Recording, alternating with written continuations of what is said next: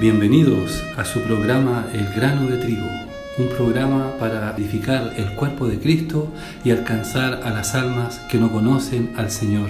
Mediante escucharlo, el Señor les bendiga. Verso 1.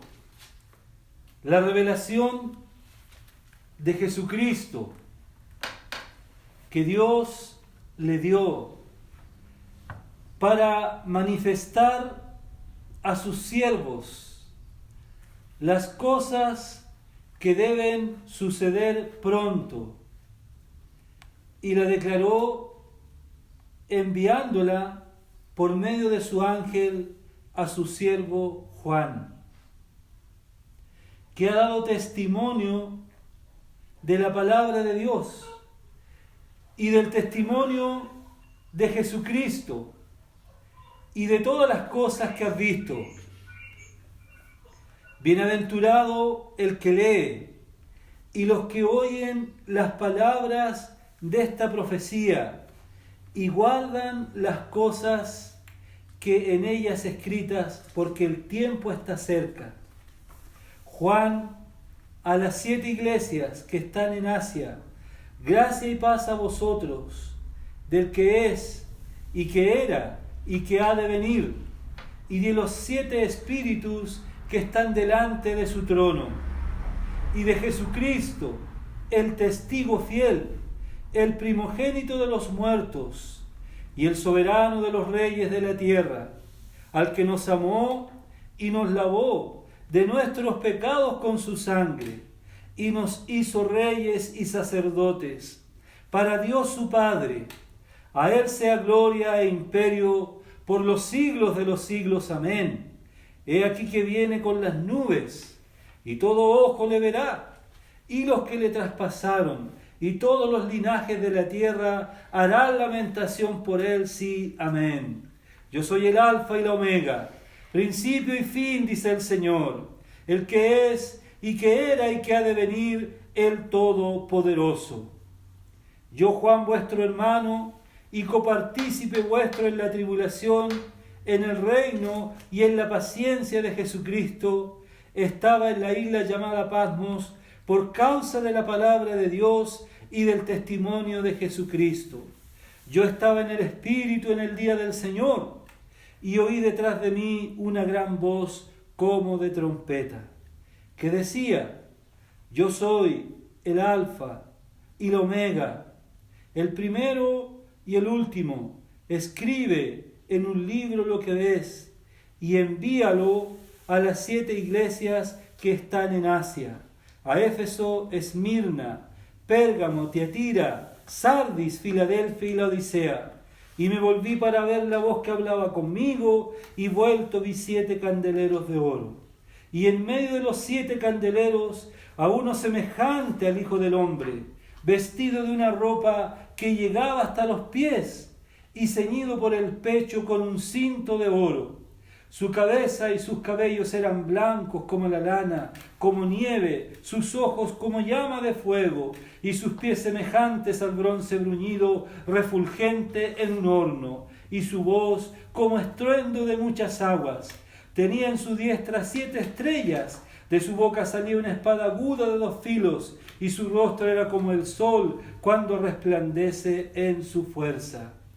Cuando le vi, caí como muerto a sus pies, y él puso su diestra sobre mí diciendo: No temas, yo soy el primero y el último, el que vivo y estuvo muerto, mas he aquí que vivo por los siglos de los siglos. Amén. Y tengo las llaves de la muerte y del Hades. Escribe las cosas que has visto, y las que son, y las que han de ser después de estas. El misterio de las 7 estrellas que has visto en mi diestra, y de los 7 candeleros de oro. Las 7 estrellas son los ángeles de las 7 iglesias, y los 7 candeleros que han visto son las 7 iglesias. Amén. Amén.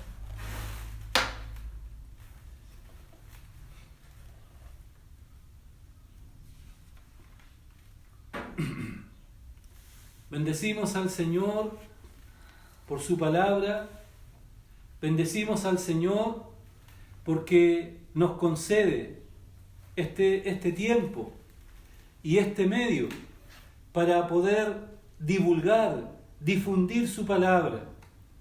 El deseo del Señor es que la palabra corra y fluya. Dice que en el principio, cuando Dios puso al hombre y a la mujer en Edén, había un huerto y de Edén salía un río que se repartía en 4 brazos y esos 4 brazos recorrían toda la tierra para llevar agua, representando el agua, la vida, para regar cada rincón. Así también es la palabra de Dios. La palabra de Dios es un río de vida. El Señor dijo que aquel que recibiese a su Espíritu sería una fuente de agua. El que creyere en mí, dice, como dice la Escritura, de su interior correrán los ríos de agua viva. La palabra es el agua que riega nuestro corazón. La palabra es el río de bendición que quiere llegar hasta nuestros hogares, hasta el rincón donde nosotros podamos estar y nosotros podamos recibir así esta palabra.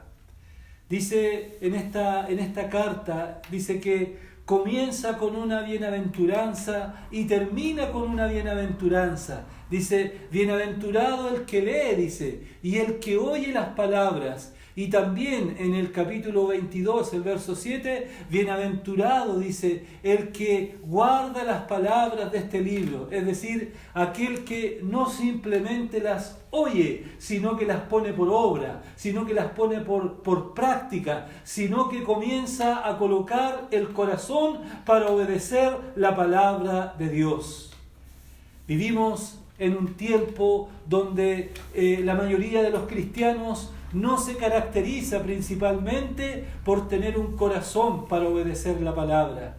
Muchos la pueden oír, pero la palabra el Señor lo manifiesta. Bienaventurados no solo aquellos que la oyen, sino aquellos que hacen mi palabra y la ponen por obra y caminan por ella y la guardan en su corazón. Esta carta, esta epístola, este libro de Apocalipsis dice que comienza entonces con una bienaventuranza para aquellos que la escuchamos y para aquellos que la guardamos, y termina también con una bienaventuranza. Comúnmente a la gran mayoría de las personas que leen este libro les infunde un tremendo miedo. Y muchos comienzan a leerlo y ya no quieren continuar más leyéndolo porque tienen miedo de las cosas que allí se describen, de las cosas que sucederán. Pero mire cómo comienza, dice, no son las revelaciones, dice, es la revelación de Jesucristo. Es decir, aquel misterio, como dice Mateo, aquel misterio que había estado oculto por siglos y edades. Un misterio es algo que está oculto, que está desconocido a los hombres, pero este misterio fue revelado. Esto que estaba en el corazón del Padre fue revelado. Y dice que el Padre reveló a su Hijo. El Padre manifestó a su Hijo. Aún es más, Jesucristo dijo, a Dios nadie le ha visto jamás, pero el unigénito Hijo Él le ha dado a conocer. Pues bien, nosotros podemos leer en los evangelios de Jesús, de que Jesús es Dios manifestado en carne, de que Jesús es Dios que caminó en esta tierra. Tenía una sola túnica, dice, y cuando en una oportunidad le preguntaron y le dijeron, Maestro o Rabí, ¿dónde vives? ¿Dónde moras? Y él respondió, ven y ve. Y dijo también, las aves tienen su nido, las zorras tienen su guarida donde vivir, pero el Hijo del Hombre no tiene dónde recostar su cabeza. Siendo el Señor de todo, siendo el dueño de todo, caminó en medio del desprecio, en medio del rechazo. Sin embargo, este Jesús que se nos muestra aquí en Apocalipsis, ¿verdad? Ya no es ese Jesús que lo vemos caminando por las calles de Israel, sino este libro de Apocalipsis tiene en meta, ¿verdad? Tiene en propósito mostrarnos a este mismo Jesús, pero visto ahí arriba en gloria, visto ahí arriba en los cielos. ¿Cómo está Él? Él ya no está más en una cruz, Él ya no está más en una tumba, Él ya no está más sufriendo. Dice la palabra que Él está sentado a la diestra del Padre, coronado de honra, de gloria y de alabanza. Y todo poder y toda autoridad le fue dada, y estamos próximos a que Él venga, porque Él es fiel y cumplirá su promesa. Gloria al Señor. Por eso es una bendición poder comenzar a ver este libro. Es una bendición poder comenzar en alguna manera, poder comenzar a entender lo que hay en este libro. Y bien dice la revelación de Jesucristo. Se dice también, para tenerlo presente, se dice que Juan tenía aproximadamente casi 95 o 100 años cuando escribió este libro. Juan era el apóstol, ¿verdad? Uno de los 12, tal vez el menor. Juan era el que se recostaba en el pecho del Señor, ¿verdad? Juan era el amado, el discípulo amado. Pero también a Juan con su hermano le decían los hijos del trueno. ¿Por qué le decían así? Por el carácter que ellos tenían. Era un carácter impulsivo. Cuando en una oportunidad habían unos profetizando en el nombre del Señor, ellos dijeron: ¿quieres que vayamos y hagamos descender fuego del cielo? El Señor tuvo que decirles que el Hijo del Hombre no había venido a perder las almas, sino a salvarlas.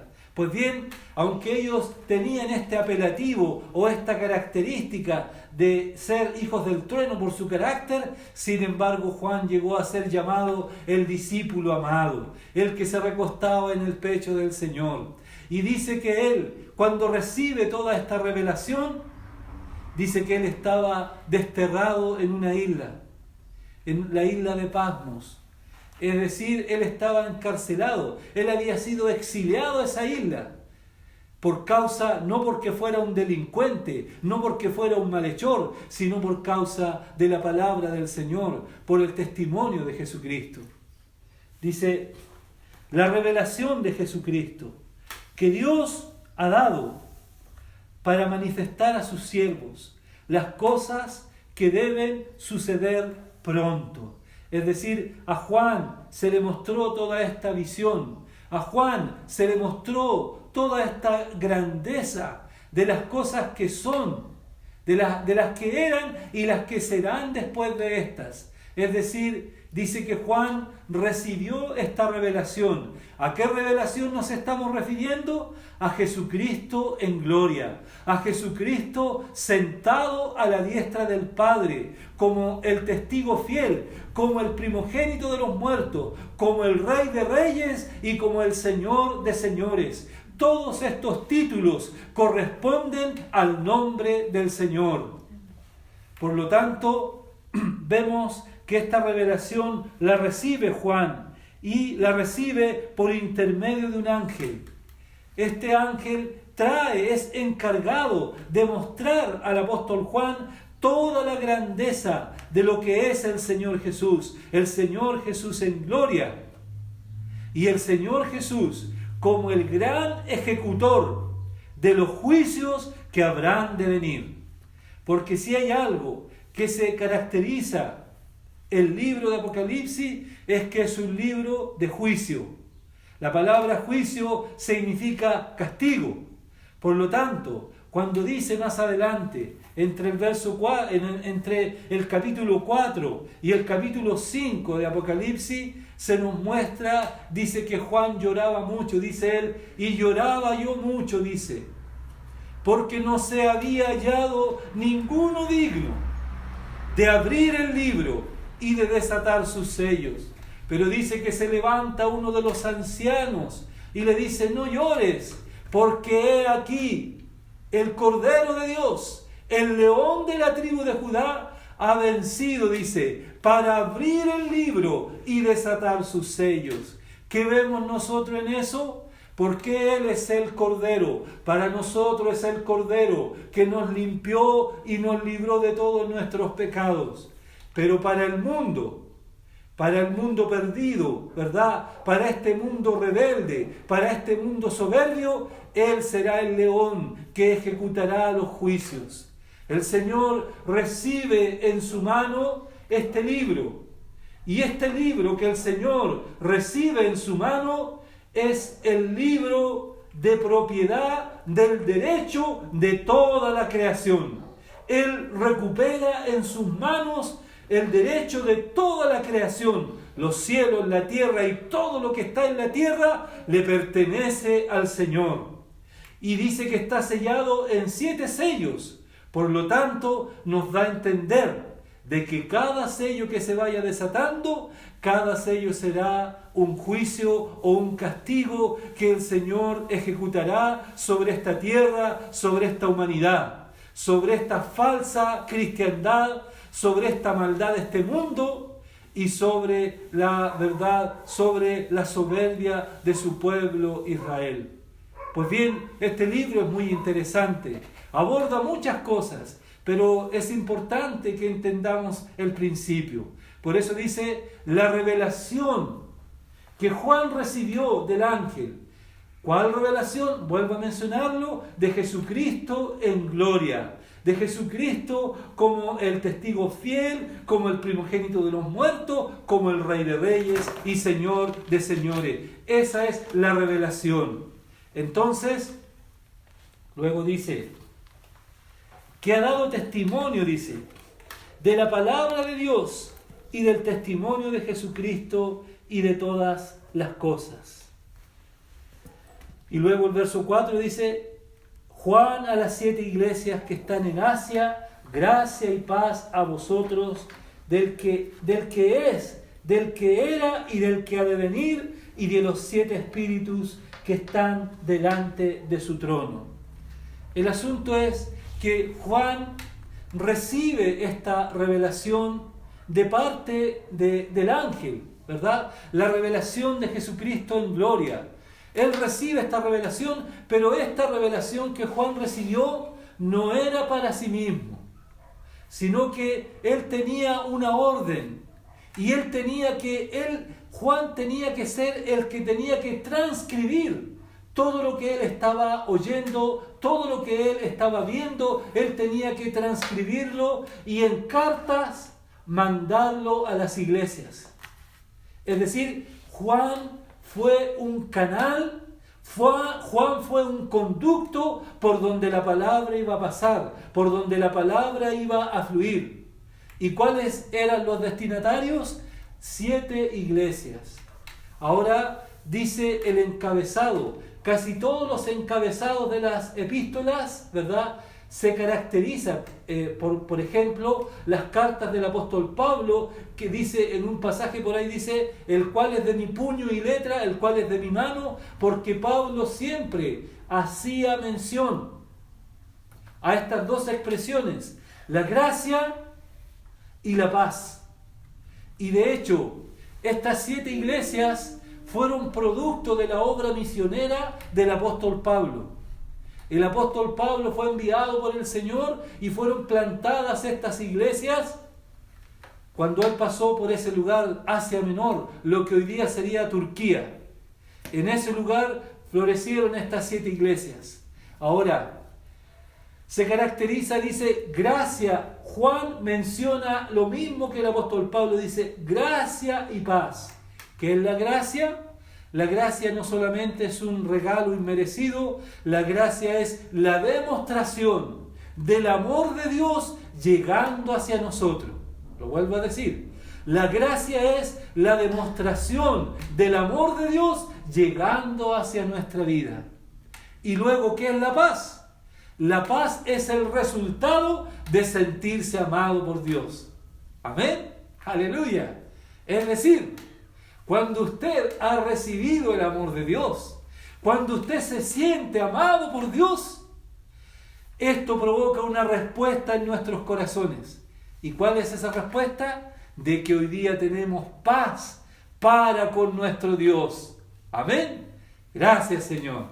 Entonces, este es el encabezado que menciona también así como lo menciona el apóstol Pablo, así también lo menciona Juan, la gracia y la paz. Y luego dice, a las 7 iglesias. La pregunta es, ¿y por qué dice a las 7 iglesias? ¿Acaso no había más? Claro que sí.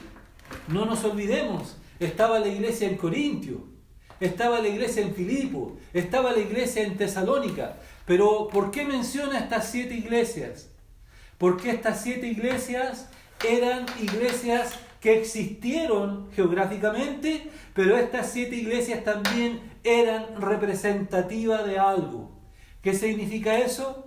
Que estas 7 iglesias representan la historia de la iglesia a través del tiempo. ¿A través de cuál tiempo? Desde que nuestro amado Señor fue alzado y recibido en una nube y el Espíritu Santo vino allá en Pentecostés, hasta cuando nuestro amado Señor vuelva a venir, ¿verdad? En esa aparición oculta, cuando Él venga por su iglesia, cuando Él venga por su amada, ¿no es cierto? Es decir, estas 7 iglesias representan la historia de la iglesia a través de todo este tiempo.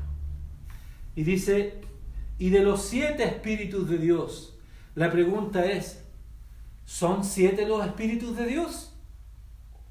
En ninguna manera. No son 7 los espíritus de Dios. Veamos Isaías 11. Isaías capítulo 11.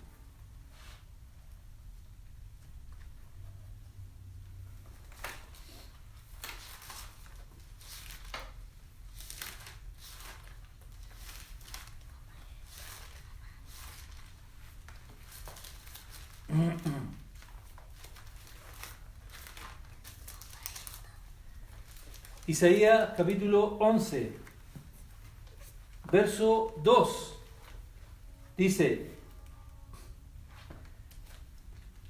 y reposará sobre él el espíritu de Jehová, espíritu de sabiduría, espíritu de inteligencia, espíritu de consejo, espíritu de poder, espíritu de conocimiento y de temor de Jehová.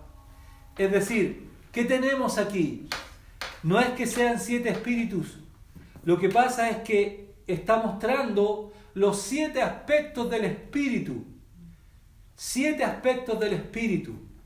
Espíritu de sabiduría, espíritu de consejo, espíritu de temor. Es decir, son 7 características del Espíritu Santo.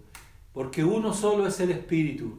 Dice un pasaje, el que se une al Señor, un espíritu es con Él. Cuando el Señor estaba aquí en la tierra, no dijo, conviene que yo me vaya para que vengan los 7 espíritus. No, sino que Él dijo, conviene que yo me vaya para que venga el Consolador, el Espíritu de verdad. Es un solo espíritu, pero esto demuestra, ¿verdad?, los 7 características del Espíritu o 7 aspectos del Espíritu Santo.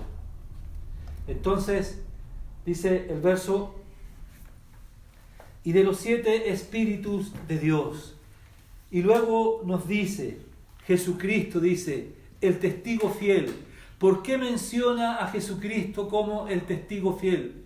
Porque en la consumación del tiempo final, es decir, nosotros estamos viviendo el tiempo final, o estamos viviendo el final de los tiempos, ¿no es cierto? Porque vemos cómo todo está aconteciendo tan rápido, porque vemos cómo la Escritura se está cumpliendo, porque vemos cómo tienen cumplimiento las palabras que se han anunciado muchos miles de años atrás. En este tiempo final tiene cumplimiento. Es decir, en este tiempo final nosotros estamos siendo testigos. Y dice Jesucristo el testigo fiel. Y en este tiempo final, donde vemos que la gran mayoría, ¿verdad?, los hombres dicen que han fallado, pero hay uno que no falla. Y ese es Jesús. Y Él se presenta como el testigo fiel. Es decir, Él es el que tiene las credenciales de la fidelidad. porque todos los hombres en alguna manera y todas las mujeres en alguna manera le hemos fallado al Señor.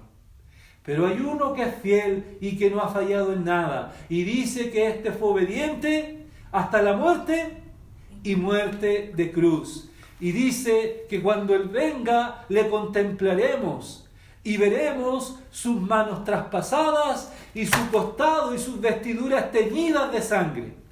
¿Y qué nos mostrará eso? Nos mostrará el sacrificio de amor y la redención que Él un día obtuvo por nosotros en la cruz. Gloria al Señor, porque Él es el testigo fiel. Jesucristo es el testigo fiel. Y luego dice, el primogénito de los muertos. ¿Por qué el primogénito? Porque aunque cuando el Señor estuvo aquí en la tierra, hubieron algunos que resucitaron. El Señor resucitó a algunos, por ejemplo, a Lázaro. Pero Lázaro después murió.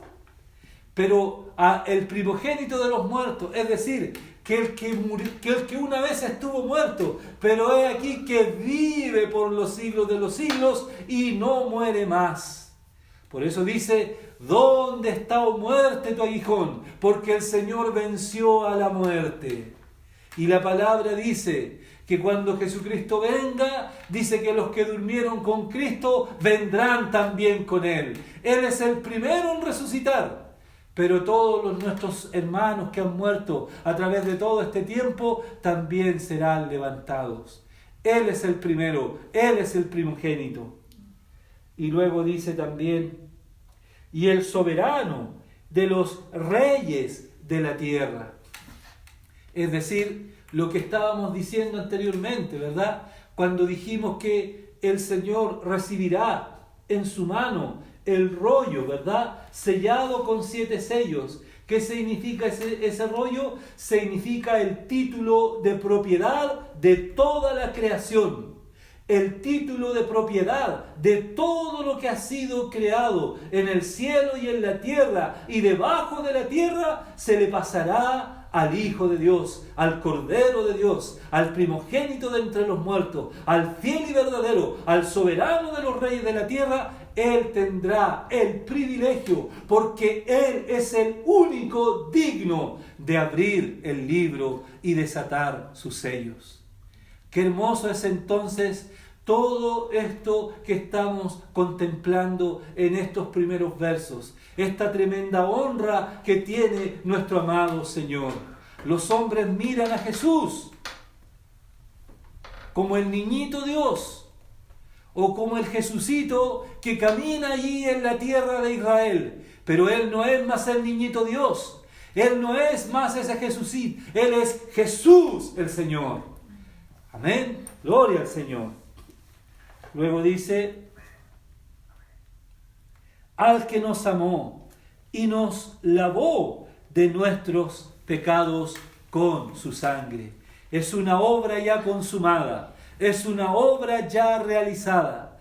Cuando el Señor venga, no vendrá a tener relación con el pecado, porque ninguno de los que seremos arrebatados para ir al encuentro del Señor iremos dudando si fueron o no lavados y perdonados nuestros pecados, si fuimos o no fuimos salvos, si fuimos o no fuimos reconciliados. Ninguno de los que partiremos tendremos esa duda, porque esa es una verdad consumada en nuestro corazón, porque esa es una verdad que estamos convencidos por el Espíritu Santo del Señor. Luego dice, he aquí, dice,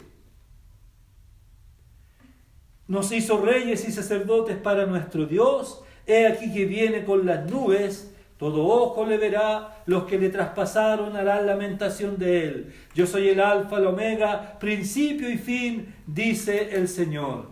Es decir, vemos entonces que este mismo Jesús, Él es el principio. Él es el principio de todas las cosas. El libro, ¿verdad?, del Génesis nos muestra, dice, en el principio creó Dios los cielos y la tierra. Ese es el principio de la creación. Pero el mismo apóstol Juan, que escribe el Evangelio, dice también: en el principio era el Verbo, y el Verbo era Dios, y el Verbo era con Dios. Es decir, no nos está mostrando el principio de la creación, sino nos lleva mucho más anterior. Antes que fuesen creadas todas las cosas, Jesús ya era Dios. Jesús ya estaba con Dios, porque Jesús es Dios manifestado en carne. Esa es otra característica también que muestra estos primeros versos de este libro de Apocalipsis. Es decir, nos muestra a Jesús como uno de los importantes de la Trinidad, ¿no es cierto? Es Dios Padre, Dios Hijo y Dios Espíritu Santo. Y quiere decir que Jesús es uno de los importantes de la Trinidad. ¿Por qué? Porque el Padre lo ha enviado y el Espíritu Santo es el que da testimonio. ¡Aleluya! ¡Gloria al Señor! Y luego, ¿no es cierto?, dice: yo soy el principio y el fin, el alfa y la omega, el todopoderoso. Y luego nosotros vemos, y Juan dice: yo estaba, por causa de la palabra de Dios, en la isla de Patmos. Dice él: yo Juan, el verso 9, yo Juan vuestro hermano y copartícipe vuestro en la tribulación. ¿Qué podemos nosotros ver en estas palabras del apóstol Juan?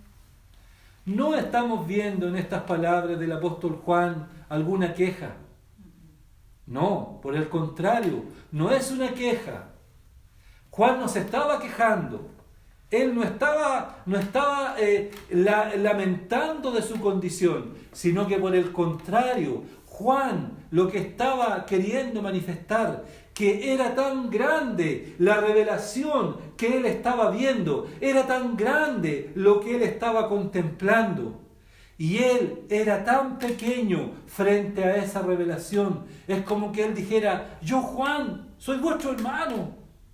Así como ustedes están sufriendo también por la causa del Señor, yo también soy uno con ustedes que también sufre. Y dice Juan que cuando se le estaba mostrando toda esta tremenda revelación, dice que él temblaba. Debemos nosotros temblar en la presencia del Señor. ¿Cuánta arrogancia hay hoy en día? Hoy día los hombres presentan a Dios como que si Dios fuese su sirviente. Yo quiero que tú hagas esto. Yo te ordeno que tú hagas esto. ¿Quiénes somos nosotros cuando Él es el Señor? Debemos temblar en su presencia y servir a Dios con temor y temblor, servirle con reverencia. Gloria al nombre del Señor. Él dice entonces que estaba en la isla de Patmos por causa de la palabra del Señor y del testimonio de Jesucristo. Y dice él: yo estaba en el Espíritu en el día del Señor. Posiblemente se hace mención a esta expresión, el día del Señor, porque se dice que él estaba refiriéndose aquí al primer día de la semana. Ese es el domingo. Gloria al Señor. Quiere decir que en un primer día de la semana. ¿Por qué el primer día de la semana? Porque fue ese día cuando nuestro amado Señor resucitó de los muertos. Y dice que Él estaba en el Espíritu. Es decir, para estar en comunión con el Señor, ¿cuál es el requisito? Estar en el Espíritu. Aleluya. Amén. Cuando estamos en el Espíritu, podemos tocar al Señor, podemos bendecir al Señor, podemos adorarle, podemos agradecerle y podemos también recibir de nuestro amado Dios. Y luego dice él, el verso 12, y me volví, dice, para ver la voz que hablaba conmigo, y vuelto vi 7 candeleros de oro. ¿Cómo puede ser que uno oiga una voz? y uno pueda volverse para ver la voz. Si una voz no se ve, la voz se oye, no se ve, ¿cierto? Pero dice que él se volvió para ver la voz que hablaba con él. Es decir, solamente cuando se está en el Espíritu se puede percibir de quién es la voz del que habla. Amén.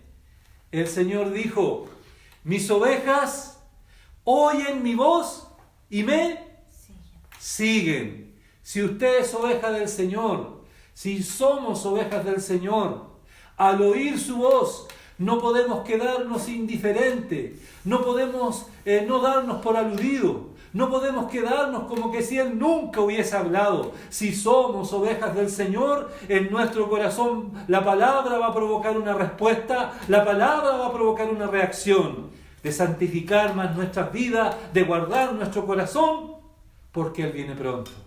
Amén. Y dice que Él se vio y vio una visión. ¿Y cuál fue la visión que vio? Vio a Jesús en gloria. A Jesús en gloria. Y dice Él,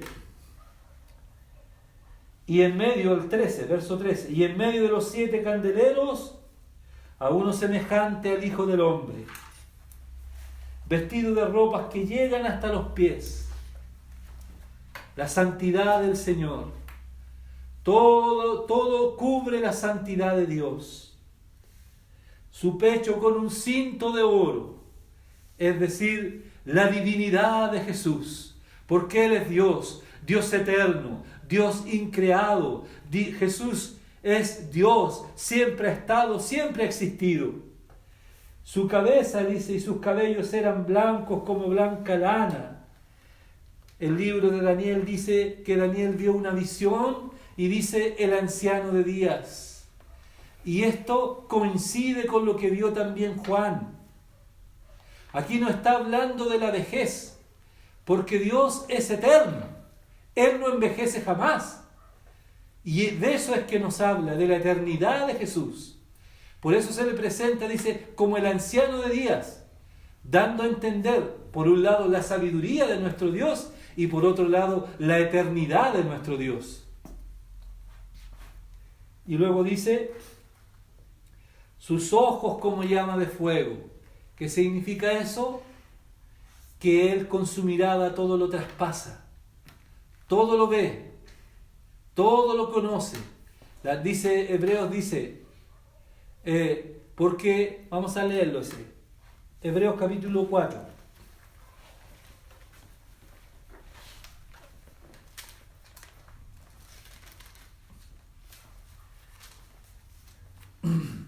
Hebreos capítulo 4, verso 13. Dice, y no hay cosa creada que no sea manifiesta en su presencia. Antes bien, todas las cosas están desnudas y abiertas a los ojos de aquel que tenemos que dar cuenta. Dice la palabra entonces que todas las cosas están desnudas y abiertas a los ojos de aquel que tenemos que dar cuenta. ¿Qué vemos nosotros entonces en esto? Que los ojos del Señor todo lo ven, todo lo conoce, todo lo sabe y todo lo escudriña. Y el verso de más arriba dice, porque la palabra de Dios es viva y eficaz, y más cortante que toda espada de 2 filos, y penetra, dice, hasta partir el alma y el espíritu, las coyunturas y los tuétanos, y discierne los pensamientos y las intenciones del corazón. Qué poderosa es la palabra de Dios, qué poderoso es Dios, que escudriña nuestros corazones, que escudriña nuestros pensamientos. Hoy nosotros, como hijos del Señor, muchas veces tenemos que confesar delante del Señor que muchas veces por nuestra mente pasan tantos pensamientos que no son de Dios, Por nuestro corazón muchas veces pasan sentimientos que no son de Dios. Pero mediante nosotros la comunión podemos acercarnos al Señor y confesar nuestras faltas para que Él escudriñe nuestro corazón y nuestra mente sea limpiada de pensamientos vanos y nuestro corazón sea limpiado de sentimientos vanos. A veces en nuestros corazones quedan cosas guardadas, raíces de amargura, faltas de perdón. De todas esas cosas necesitamos ser limpiados. De todas esas cosas necesitamos ser librados. Hoy es el tiempo que nos podemos acercar libremente a la presencia del Señor. Dice que Él es fiel y justo para perdonar nuestros pecados y limpiarnos de toda maldad si confesamos nuestros pecados, porque hay uno que intercede por nosotros. Pero en aquel día, cuando el Señor venga en gloria y majestad, dice que los hombres darán cuenta a Dios aún de sus pensamientos ocultos. Qué privilegio tiene el creyente, qué privilegio tiene el Hijo de Dios de acercarse al Señor con reverencia y poder confesar y poder permitir que la palabra y su Espíritu Santo escudriñen nuestros corazones. Y luego dice el verso 15, y sus pies, Apocalipsis 1:15 dice, y sus pies semejantes al bronce bruñido, refulgente como un horno. El bronce bruñido nos habla del andar en justicia. Significa de que el Señor vendrá. El bronce bruñido es el bronce recalentado en el fuego.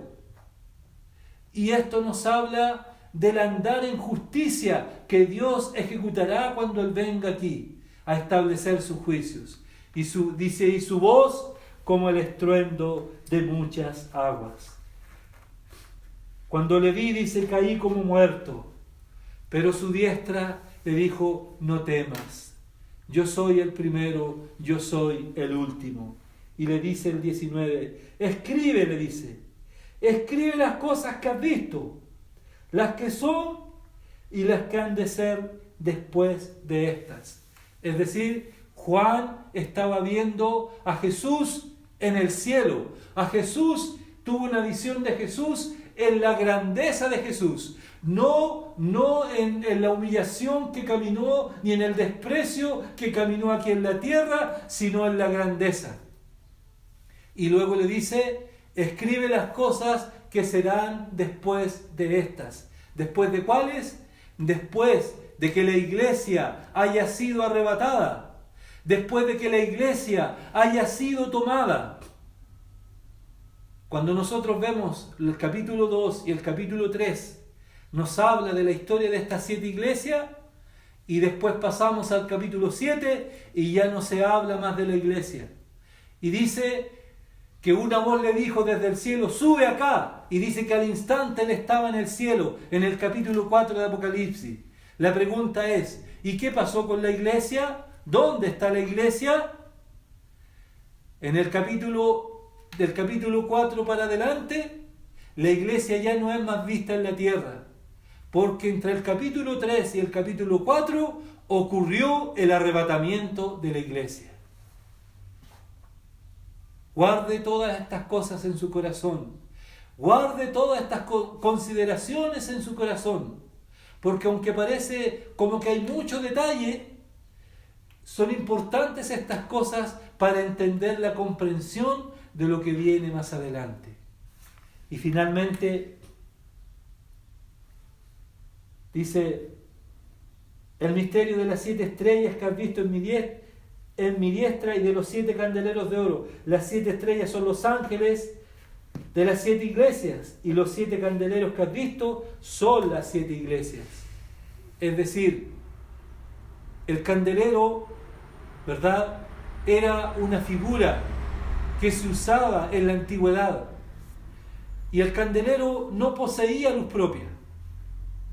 El candelero se le depositaba aceite y por medio de una llamita alumbraba. Así también las iglesias fueron comparadas como un candelero, como una lámpara que alumbra. La iglesia no tiene luz propia, pero la luz que debe reflejar la iglesia es producto de la obra del Espíritu Santo y de la palabra en nuestras vidas. Nosotros, por nosotros mismos, no somos luz, pero nosotros estamos llamados a reflejar esa luz que hemos recibido en nuestro corazón. Por eso, al estar compartiendo hoy día la palabra, mediante este mismo medio, y usted allá sentado en su hogar, ¿sabe qué es lo que está recibiendo usted?